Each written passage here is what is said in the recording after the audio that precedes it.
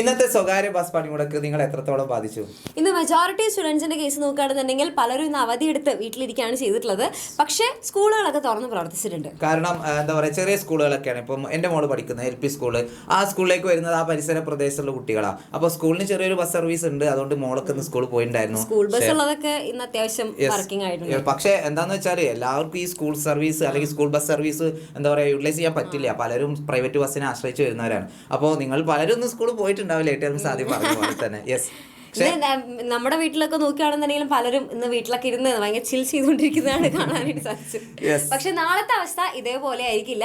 നാളെ നോക്കുകയാണെന്നുണ്ടെങ്കിൽ നാഷണൽ ബന്ദാണ്. അതായത് മൊത്തത്തില് സ്ഥാപനങ്ങളായാലും അതേപോലെ തന്നെ അതായത് കടകളും അതുപോലെ തന്നെ വാഹനങ്ങളും പ്രൈവറ്റ് വെഹിക്കിൾസ് അടക്കം നിരത്തിൽ ഇറക്കരുത് എന്നുള്ള രീതിയിലാണ് ഈ ഒരു സമര അനുകൂലികൾ പറയുന്നത് അല്ലേ. അപ്പോൾ തീർച്ചയായിട്ടും നാളെ എന്താവാം, നാളെ ബന്ധാവാനായിട്ടുള്ള സാധ്യത കൂടുതൽ. അവർക്ക് സ്കൂള് ഉണ്ടാവോ എന്നുള്ളതാണ് മെയിൻ ആയിട്ട് അറിയേണ്ട കാര്യം.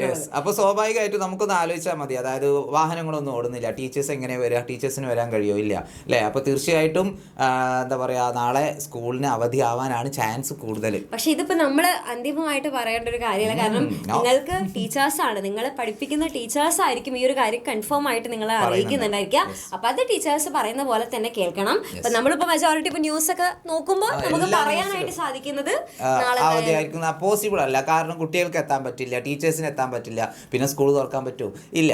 അപ്പോൾ നിങ്ങൾക്ക് ഇൻ കേസ് നിങ്ങൾക്ക് ഓൾറെഡി അറിവ് കിട്ടിയിട്ടുണ്ട്, അതായത് നാളെ ബന്ദാണ് അല്ലെങ്കിൽ നാളെ സ്കൂളില്ല, അങ്ങനെ ആർക്കെങ്കിലും സ്കൂളിൽ നിന്ന് ഇൻഫർമേഷൻ കിട്ടിയിട്ടുണ്ടെങ്കിൽ എന്ത് ചെയ്യുക, നിങ്ങൾ കമന്റ് ചെയ്യുക.